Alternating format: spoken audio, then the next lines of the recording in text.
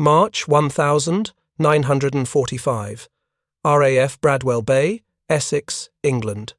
Flight Lieutenant Arthur Nicholls stared at the Rolls-Royce Merlin engine laid bare before him, its supercharger housing removed, exposing modifications that should not exist. Modifications that violated every technical directive from the Air Ministry. Modifications his commanding officer had explicitly forbidden. But those modifications had just allowed a Spitfire Mark XIV to catch a Messerschmitt Me 262 jet fighter in level flight, something that was supposed to be impossible. The Me 262 could reach 540 miles per hour. The Spitfire Mark XIV, even the later variants, topped out at around 450 miles per hour in level flight. The mathematics were simple and brutal. Piston-engine fighters could not catch jets. The future belonged to jet propulsion, and Britain's finest piston fighter was obsolete before the war even ended. Except Arthur Nicholls refused to accept that conclusion. What neither the Air Ministry nor Rolls-Royce engineers knew was that a 3-4-year-old RAF mechanic with no formal engineering degree had discovered something remarkable about the Merlin engine's supercharger. Something that could be modified with basic tools in a maintenance hangar. Something that would give aging Spitfires one final chance against Germany's revolutionary jet fighters. The journey to this moment had begun 6 months earlier, in the autumn of 1944, when the first reports of German jet fighters reached RAF squadrons. Before we jump back in, tell us where you're tuning in from, and if this story touches you, make sure you're subscribed, because tomorrow I've saved something extra special for you. September 1944. The intelligence reports were terrifying. German jet fighters were appearing over the Western Front with increasing frequency. The Messerschmitt Me 262 Schwalbe the Swallow could accelerate away from any Allied fighter. Its 430mm cannons could shred a bomber formation in seconds. Most alarming, it was nearly invulnerable to interception. RAF pilots were the best in the world. They had survived the Battle of Britain, flown thousands of sorties over occupied Europe, and mastered every German piston-engine fighter from the Bf 109 to the W190.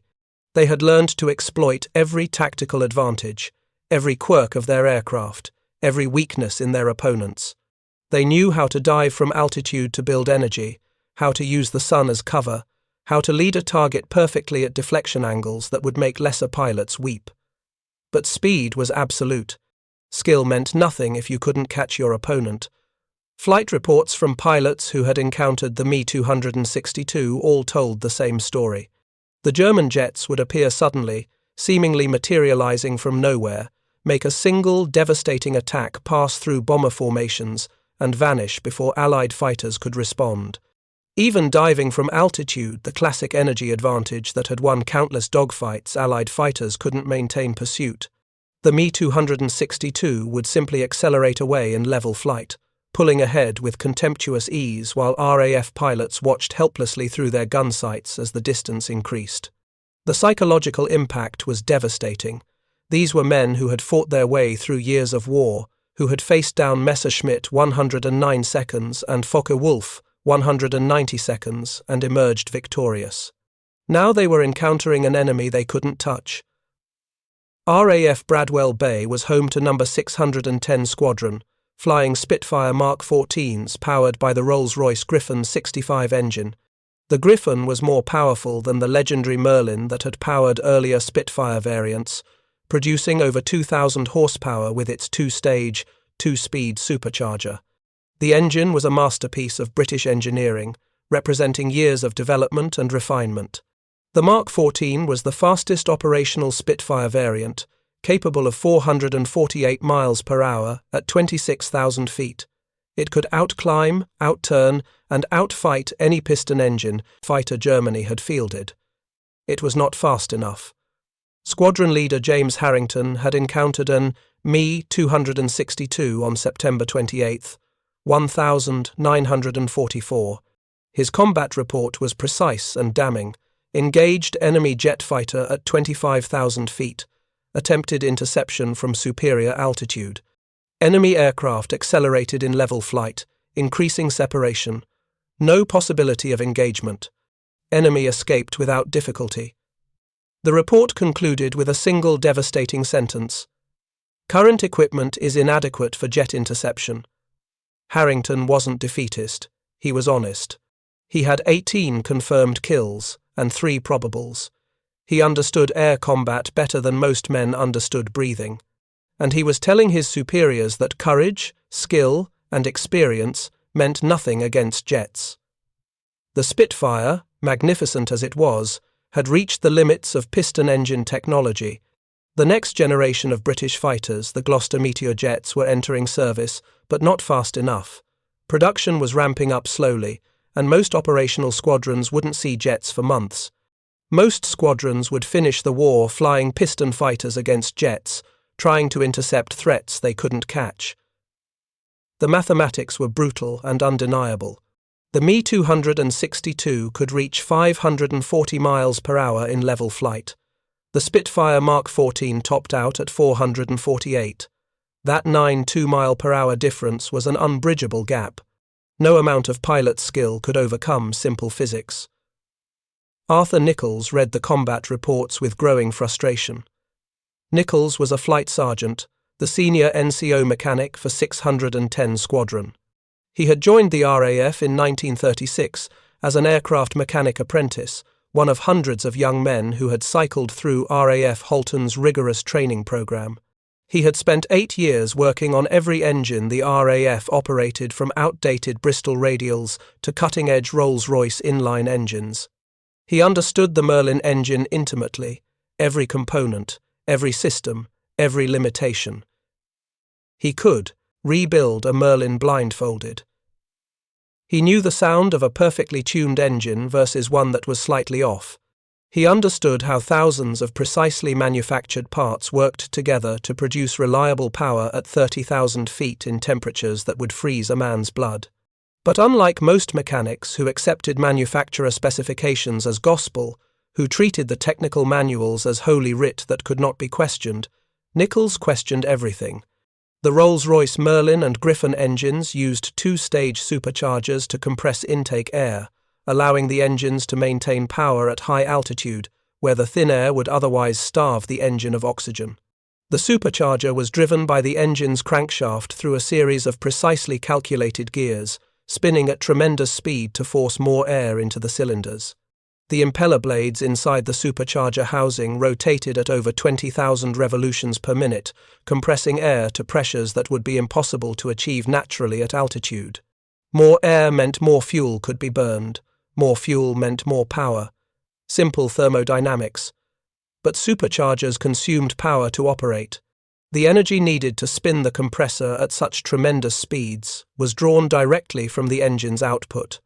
At full power, the supercharger consumed roughly 150 horsepower just to operate power that couldn't be used for propulsion.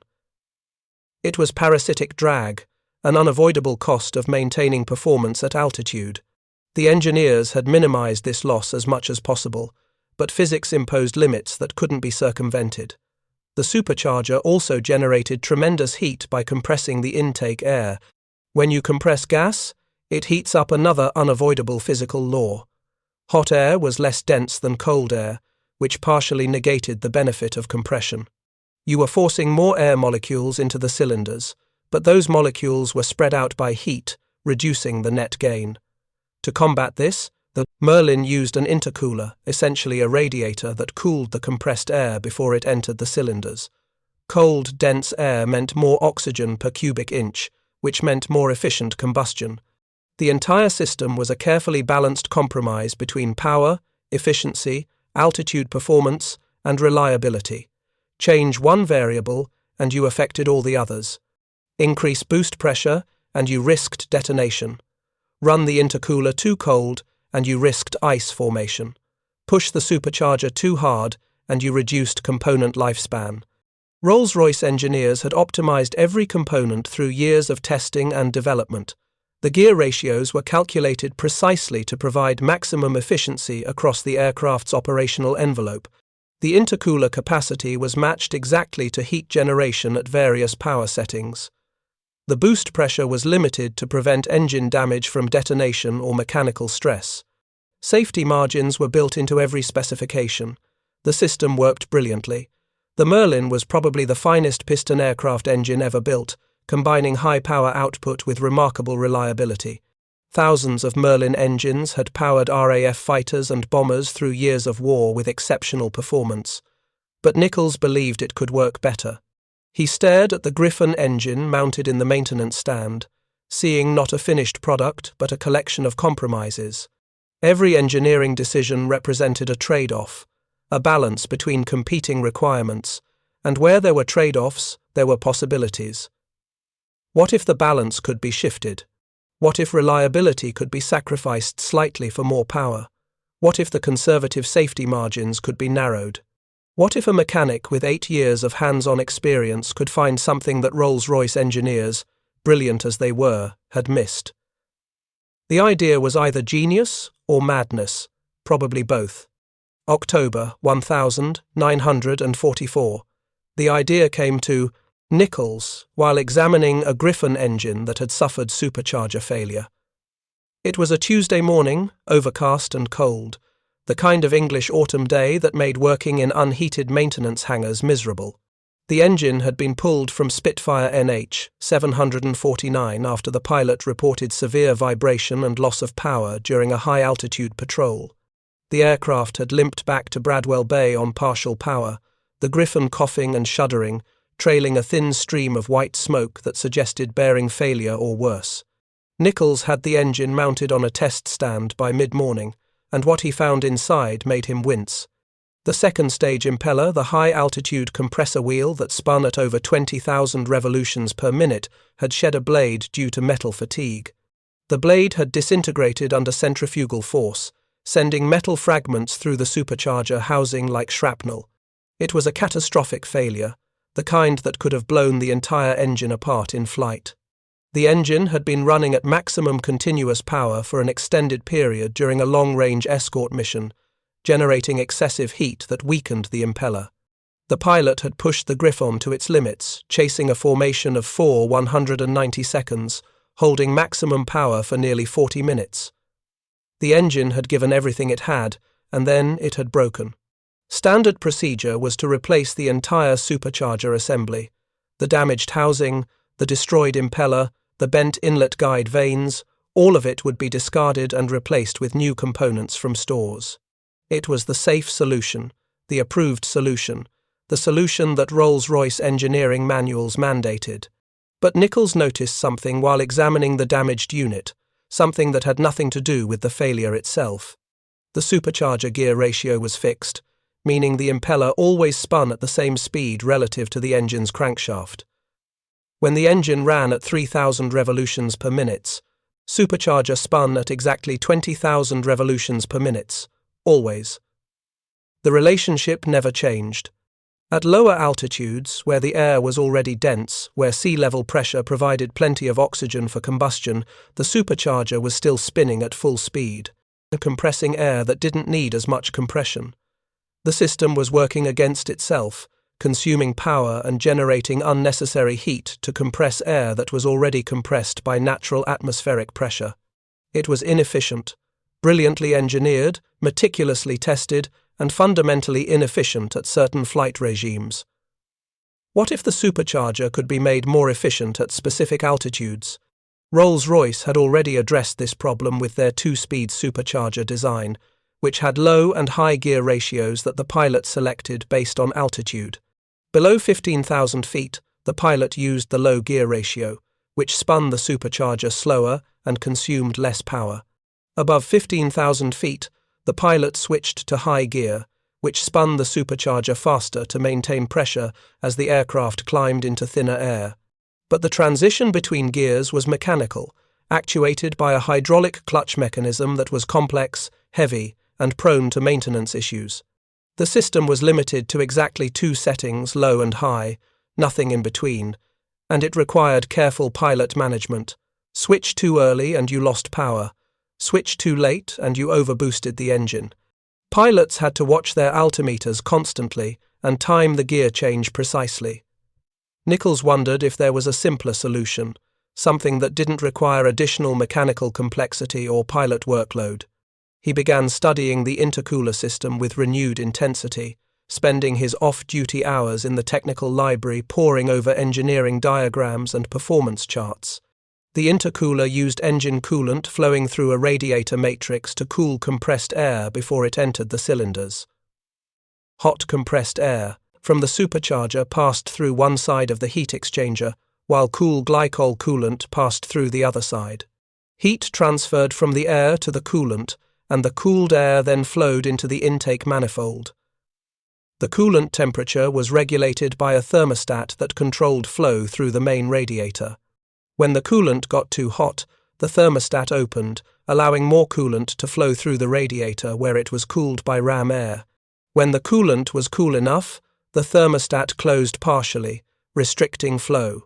But the intercooler thermostat was set conservatively to prevent overcooling, which could cause moisture condensation and icing in the intake manifold. The engineers had calculated a safe temperature range that prevented ice formation while still providing adequate cooling.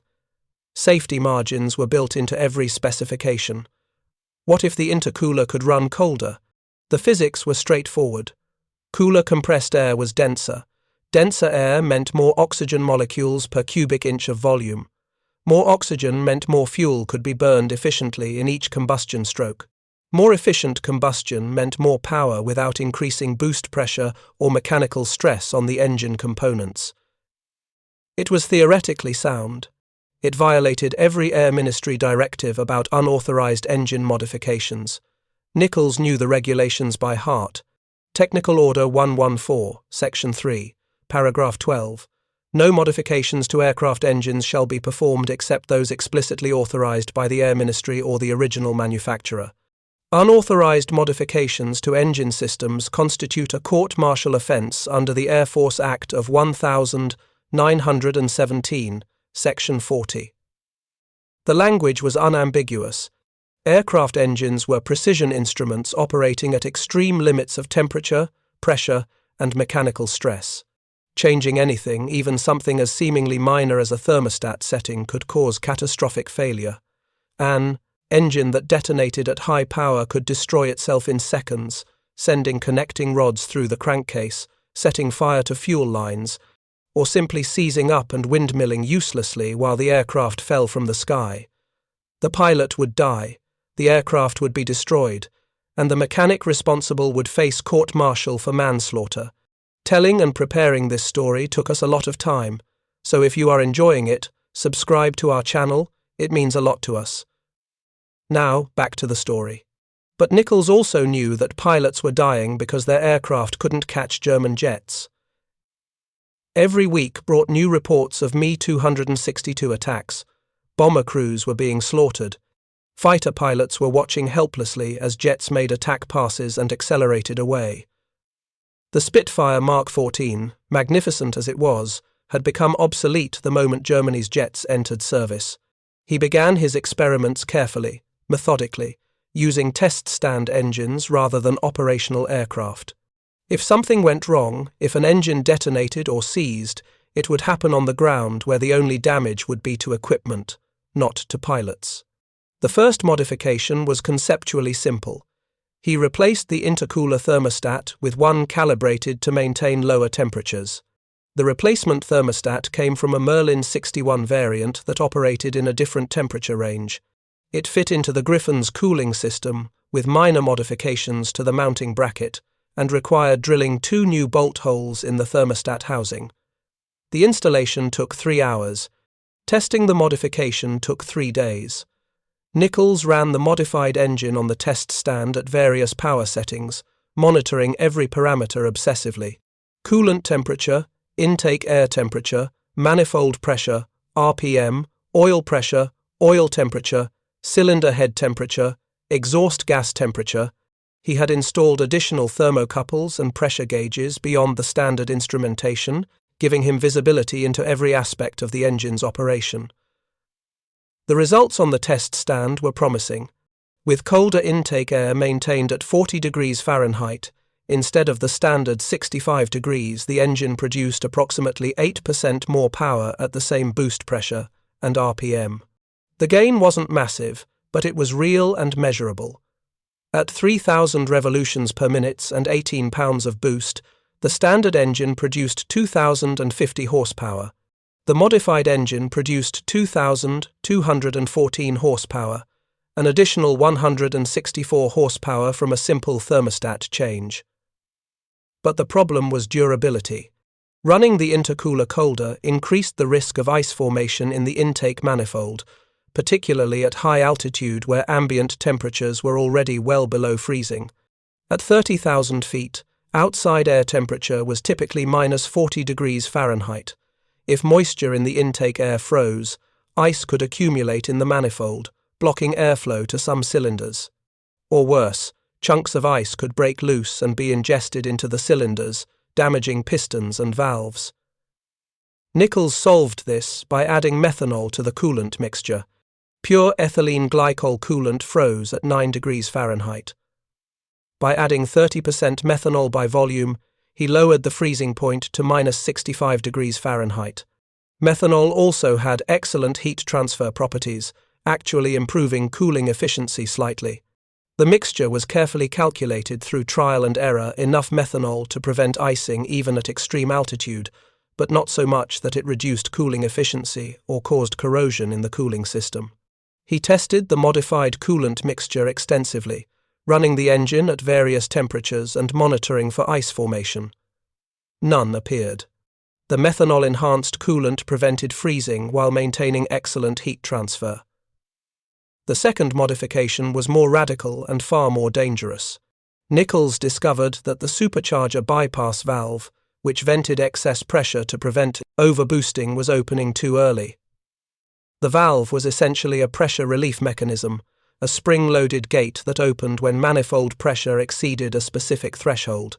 When pressure got too high, the valve opened, venting compressed air overboard and limiting boost to safe levels. But the valve was calibrated conservatively to protect the engine under all conditions, including worst-case scenarios like damaged spark plugs or contaminated fuel. The engineers had built in substantial safety margins. This meant the engine never achieved its theoretical maximum power under ideal conditions.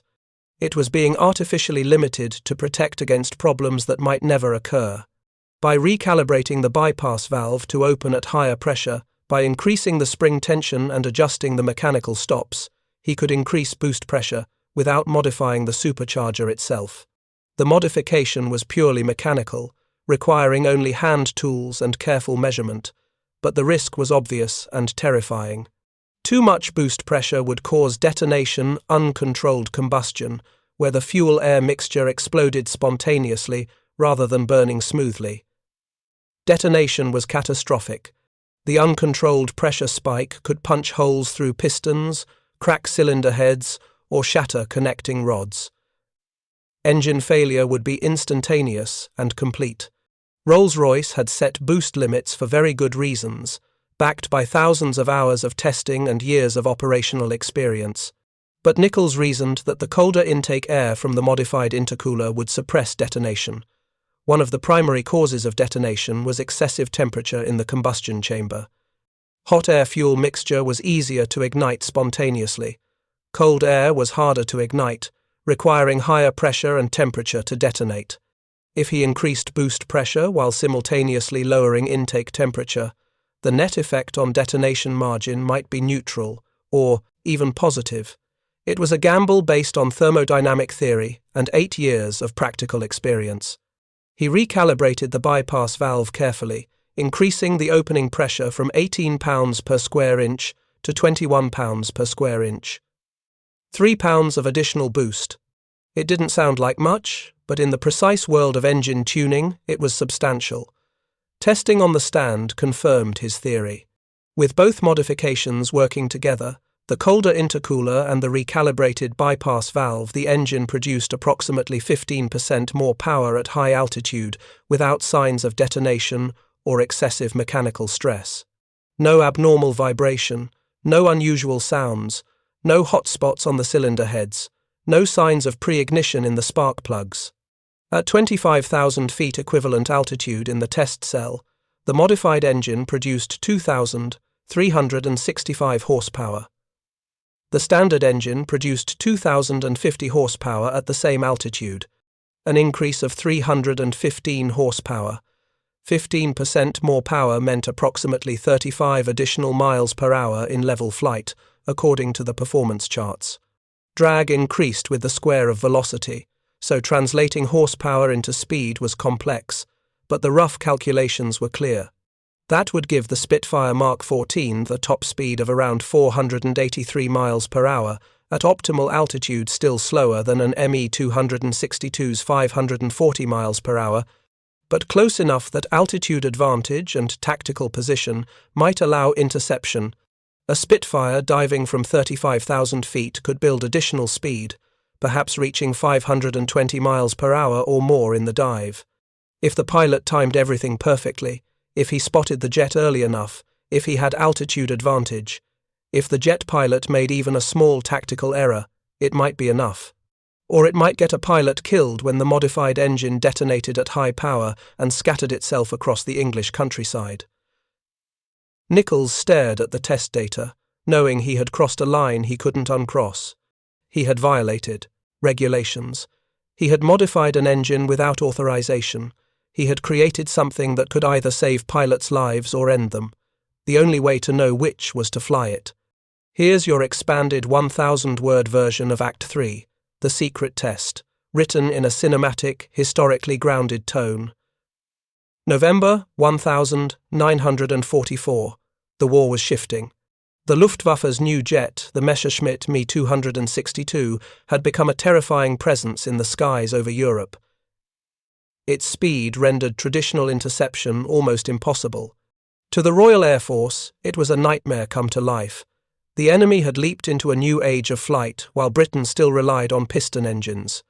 Nicholls, the quiet but relentless engineer at the squadron's maintenance section, refused to accept defeat by physics or by bureaucracy. He had studied the Me 262's design reports and analysed every scrap of intelligence that came through the technical briefings. The conclusion was obvious. The RAF needed more speed now, not next year when official development might catch up. So he took matters into his own hands. Nicholls had been experimenting with the Spitfire Mark XIV's Griffon engine for months, running simulations and pencil calculations after hours. He believed that, with a few careful adjustments to the intercooler and bypass systems, he could squeeze out an additional 8 to 10% of thrust. The danger was that the engine could overheat or detonate mid-air, but in war, risk had become a constant companion. What he needed now was someone bold or reckless enough to test it. Flight Lieutenant Peter Townsend was that man. A veteran pilot and respected combat leader, Townsend had been with the squadron since early 1943. He'd already faced the Me 262 twice and lived to tell the tale. Those encounters had left him both shaken and obsessed. "We can't fight ghosts," he had once told Nicholls, describing how the German jet streaked past like a silver arrow before vanishing into cloud. When Nicholls approached him one evening in the hangar, the offer needed no embellishment. "I've modified the Griffon," Nicholls said quietly. "More boost pressure, better thermal balance. It could burn itself out, but if it holds..." Townsend finished his sentence for him. "It might let us catch one of those bastards." He agreed without hesitation. There was no paperwork, no clearance, no higher authority, just two men acting on conviction. Nicholls selected Spitfire Mark XIV RB-159, a relatively new airframe with low flight hours, fast, clean, and reliable. Over 3 consecutive nights, he worked alone in the maintenance hangar, the doors shut, lights dimmed. The air smelled of fuel and metal, and the only sound was the steady rhythm of wrenches and the ticking of cooling metal. He replaced the intercooler thermostat, modified the coolant mixture for higher flow, and recalibrated the bypass valve to allow more aggressive boost under sustained throttle. Each adjustment had to be precise. One fraction too far could mean catastrophic failure. By dawn on the 3rd day, the modifications were complete. Nicholls rolled out the engine test stand and fired the Griffon to life. The roar filled the hangar, rattling the tool racks and echoing against the metal walls. He monitored the gauge's manifold pressure, oil temperature, vibration amplitude. The readings were high, but stable. For 2 full hours, he pushed the engine through cycles of stress and rest. When the final numbers steadied within safe margins, he exhaled for the first time in hours. It was time, November 18th, 1944. The weather over southern England was cold and clear, with high cirrus clouds streaking the morning sky.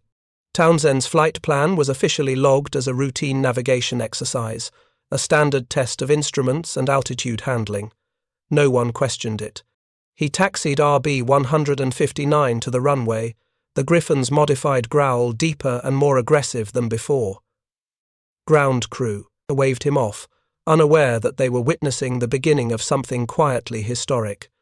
At 0900 hours, Townsend lifted off. The Spitfire climbed like a living thing, its nose slicing through thin air. By 28,000 feet, the world below had dissolved into pale haze. He leveled off and began his test sequence, throttle to maximum continuous power, boost pressure rising. He felt the acceleration almost instantly, the aircraft surging forward with a smooth, relentless pull. The airspeed indicator climbed, 450 miles per hour, 460, 470. Then the needle trembled and settled at 481 miles per hour in level flight. Townsend blinked, barely believing the dial. At that altitude, the Mark XIV's published top speed was supposed to be 448 miles per hour. He was exceeding it by more than 30. The engine remained steady. No misfires, no overheating. The vibrations were clean and predictable. He eased the throttle back and let the aircraft settle into a long, descending arc toward home base. Over the radio, he spoke in calm tones using their pre-arranged code. Navigation exercise successful. Weather excellent. Returning to base. Nicholls, listening on a secured channel, understood instantly. The modifications work. When RB 159 landed, Nicholls was already waiting at the dispersal bay. He guided the aircraft in, eyes scanning every panel, every wisp of exhaust. Townsend stepped down from the cockpit, grin wide but eyes still alight with disbelief. "She's faster," he said simply. "Faster than anything I've flown. You've done it." Nicholls began his inspection. The oil was clean, the spark plugs showed normal combustion. Cylinder pressure had peaked safely. The engine, against all odds, looked perfect, but the triumph was short-lived. Within days, Squadron Leader Harrington, their commanding officer, began noticing unusual reports from the maintenance logs and flight briefings. RB 159 was outperforming its peers, climbing quicker, turning sharper, and reaching speeds that didn't match factory data. During an operational sortie, the aircraft had outpaced a formation by several miles without breaking formation protocol. Harrington wasn't easily fooled. He summoned Nicholls to his office, a cramped, wood-panelled room that smelled faintly of oil and coffee. Harrington closed the door behind them. "What did you do to that aircraft?" His tone was sharp, but there was curiosity beneath the authority. Nicholls hesitated only a second before deciding to tell the truth. Lying would only delay the inevitable. "I made some adjustments," he began carefully. "Modified the intercooler thermostat, recalibrated the bypass valve, altered the coolant balance. Nothing irreversible, but it's unconventional." Harrington folded his arms. "Unauthorized, you mean?" "Yes, sir. Completely." Nicholls laid out the entire process, how the modifications increased efficiency, how the temperatures held, how the test flight had achieved a true 481 miles per hour at altitude. He took responsibility for everything. "If you want to file charges, I'll understand," he concluded. The silence that followed stretched long enough for Nicholls to hear the ticking of the wall clock. Harrington leaned back, studying him, then shifted his gaze toward the window where the Spitfires sat in perfect rows under the grey English sky. Finally, he spoke. "You're telling me you've found a way to make our Spitfires fast enough to give those Me 262 seconds a proper chase, and you did it without melting an engine?" Nicholls nodded. And it works. Another pause. Then Harrington stood, the faintest trace of a smile breaking through his stern expression. How many aircraft can you modify? Nicholls blinked, uncertain if he had heard correctly. As many as you'll let me, sir. Harrington nodded once, decisive. Then get started. Quietly. We'll call it an extended maintenance program. He turned to the window again, his voice low. If the brass won't innovate, we will. That night, the hangar lights burned long after curfew. Nicholls and his small circle of trusted mechanics worked under the cover of darkness, fine-tuning the next set of Spitfires. Townsend, meanwhile, planned the next phase combat validation. The secret test had succeeded. What began as one man's defiance of regulations had become the squadron's silent rebellion against the limits of wartime science. In November of 1944, in a cold English hangar, the balance between innovation and insubordination blurred, and history tilted, just slightly, toward courage. December 1944, February 1945. Harrington was gambling his career, but he had seen the combat reports. His squadron was operating upgraded Spitfires against jets with no realistic chance of interception. If Nichols's modifications gave them even a slight edge, the risk was worth taking. He authorized Nicholls to modify 4 aircraft for operational testing. The work would be done quietly, documented as routine maintenance. If the modifications failed or caused accidents, Harrington would take full responsibility. If they succeeded, he would fight the inevitable confrontation with the Air Ministry. Nicholls trained 2 other mechanics on the modification procedure. Working in teams, they could convert 1 aircraft in approximately 12 hours. By mid-December, 4 Spitfire Mark XIVs in 610 Squadron had been modified. The pilots called them hot ships and competed to fly them. The performance improvement was consistent across all 4 aircraft. Each gained 30 to 35 miles per hour in level flight at high altitude, along with improved acceleration and climb rate. The engines required more careful monitoring. Pilots had to watch temperatures closely and couldn't abuse the extra power, but reliability remained good. In January 1945, 610 Squadron encountered Me 262 seconds on 3 separate occasions. The first encounter was inconclusive. The jet appeared at extreme range and departed before interception was possible. But the modified Spitfires closed the distance faster than their standard counterparts would have, proving the concept worked in combat. The second encounter was more significant. Flight Lieutenant Townsend, flying RB-159, was at 30,000 feet when he spotted an Me 262 approximately 8 miles away and 2,000 feet below. The jet was on a reciprocal course, likely returning from a mission. Under normal circumstances, Townsend would have been unable to intercept. By the time he descended to the jet's altitude, it would have detected him and accelerated away. But RB-159 wasn't normal. Townsend pushed the nose down into a diving attack, maintaining maximum speed. The modified engine responded instantly, the supercharger howling as compressed air fed the cylinders. The airspeed indicator climbed past 500 miles per hour in the dive. The Me 262 pilot spotted him and began accelerating, but Townsend had converted altitude into speed. He was already moving at nearly 480 miles per hour in level flight as the jet tried to pull away. For the first time in the war, a Spitfire was matching an Me 262's acceleration. Townsend closed to 800 yards, to 600 yards, to 400 yards. The jet was pulling ahead slowly, but Townsend had a firing solution. He opened fire with all 4 20mm Hispano cannons and 2 50-caliber machine guns.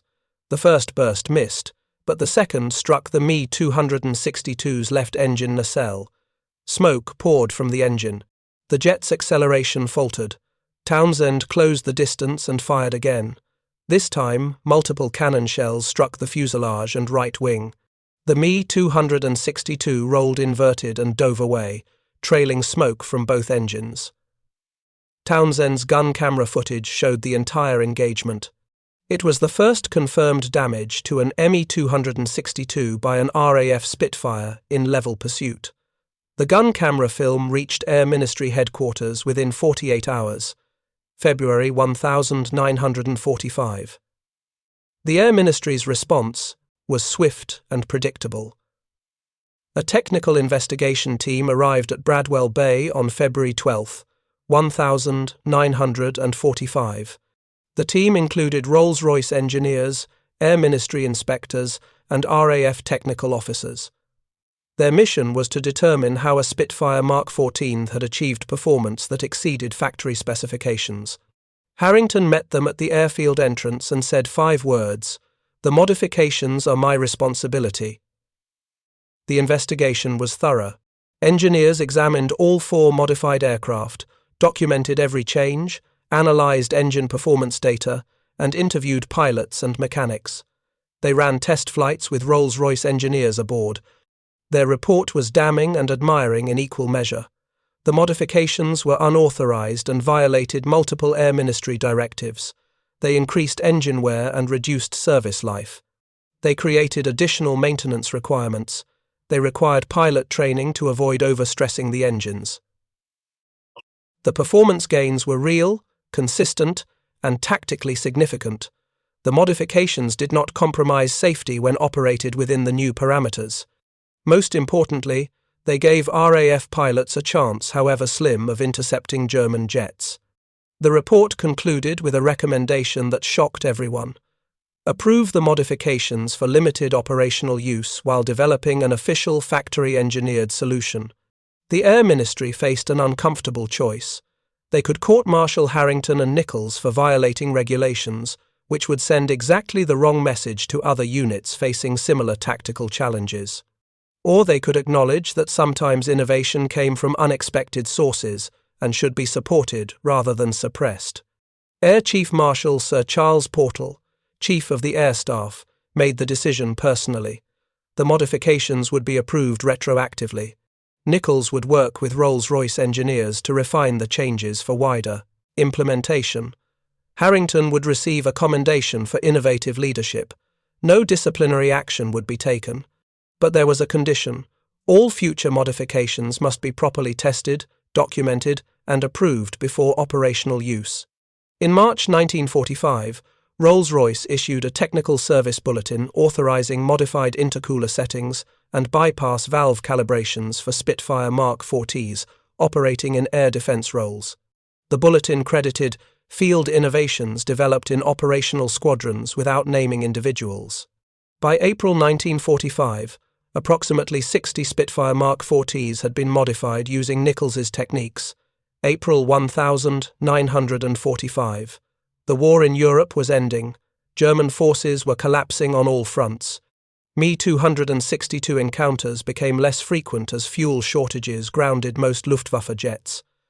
But the jets still flew occasional missions, and Allied fighters still hunted them. On April 10, 1945, Flight Lieutenant Arthur Nicholls flew his first and only combat mission. Nicholls had never been a pilot. His role was maintaining aircraft, not flying them. But Harrington, in recognition of Nicholls' contributions, had arranged for him to receive accelerated flight training. Nicholls earned his wings in March 1945 and was commissioned as a pilot officer. It was highly irregular, but so was everything about this story. On that April morning, Nicholls flew RB-159, the same aircraft he had first modified as part of a 4-ship patrol over northeastern Germany. The mission was routine air superiority, deterring any remaining Luftwaffe activity. At 1,100 hours, ground control vectored them toward 2 unidentified contacts at 32,000 feet. The contacts were Me-262 seconds. The Spitfires climbed aggressively, using every bit of performance their modified engines could provide. At 30,000 feet, they spotted the jets 2 Me-262 seconds in loose formation, probably on a reconnaissance mission. The jets saw them simultaneously and turned to run. The chase was on. 4 Spitfires pursued 2 Me-262 seconds across the German countryside at maximum speed. Under normal circumstances, the jets would have vanished in seconds. But these were not normal Spitfires. The modified aircraft clawed their way closer, inch by inch. The jets were still faster, still pulling ahead, but not as quickly as they should have been. The Spitfires maintained visual contact. One Me 262 dove away, using its superior speed to escape. The other attempted to outclimb the British fighters, betting that the Spitfires couldn't follow. It was a fatal mistake. The modified Spitfires, with their more efficient superchargers, maintained power at altitude better than standard aircraft. They followed the jet through its climb, and as the Me 262 levelled off at 35,000 feet, it had lost too much energy. The Spitfires closed to firing range. Nicholls was flying wingman, so he didn't take the shot. But he watched as his flight leader, Squadron Leader Harrington, opened fire from 400 yards. 20mm cannon shells walked across the Me 262's right wing. The wing separated from the fuselage. The jet tumbled out of control and spiraled toward the ground below. It was Harrington's 6th confirmed kill, and 610 Squadron's 2nd confirmed Me 262 destruction. As they flew back to Bradwell Bay, Nicholls thought about the journey from that first unauthorized modification to this moment. A mechanic with no engineering degree had changed how fighters fought jets. He had proven that innovation could come from anywhere, that regulations sometimes needed to be broken, and that desperate times required desperate measures. The war ended 5 weeks later. After the war, Arthur Nicholls remained in the RAF as a technical officer. He worked on early British jet fighters, including the Gloucester Meteor and de Havilland Vampire. His wartime innovations influenced post-war engine development, particularly in intercooler design and boost pressure management. He retired from the RAF in 1963 as a squadron leader, having served 27 years. The modified Spitfires flew operational missions until VE Day. Approximately 60 aircraft received the modifications, and they served with 3 squadrons. The performance improvements helped RAF pilots achieve several Me 262 interceptions that would have been impossible with standard aircraft. Rolls-Royce incorporated lessons from the field modifications into post-war Merlin and Griffon variants. The company acknowledged that operational experience sometimes revealed possibilities that laboratory testing missed. RB 159, the first modified Spitfire, survived the war and was eventually sold to a private collector. It was restored to flying condition in 1987 and still flies today at airshows, painted in 610 squadron markings. When Nicholls died in 1998 at age 88, his obituary in the Times called him the mechanic who taught Spitfires to catch jets. It was an oversimplification. The modified Spitfires never matched Me 262 performance, but it captured something essential. Nicholls had refused to accept that the situation was hopeless. He had looked at an optimized engine and found ways to make it better. He had violated regulations because the alternative was watching pilots die in aircraft that couldn't compete. And he had proven that sometimes the difference between victory and defeat came not from revolutionary new weapons, but from making existing weapons work better. The Spitfire was obsolete by 1945. Jet fighters represented the future, but in the final months of the war, one mechanic's forbidden modifications gave the legendary fighter one last chance to compete. That was enough. Up next, we have 2 more incredible stories that are waiting for you. Just click the image you want to watch, and it will take you there. If you enjoyed this video, make sure to subscribe. It would mean a lot.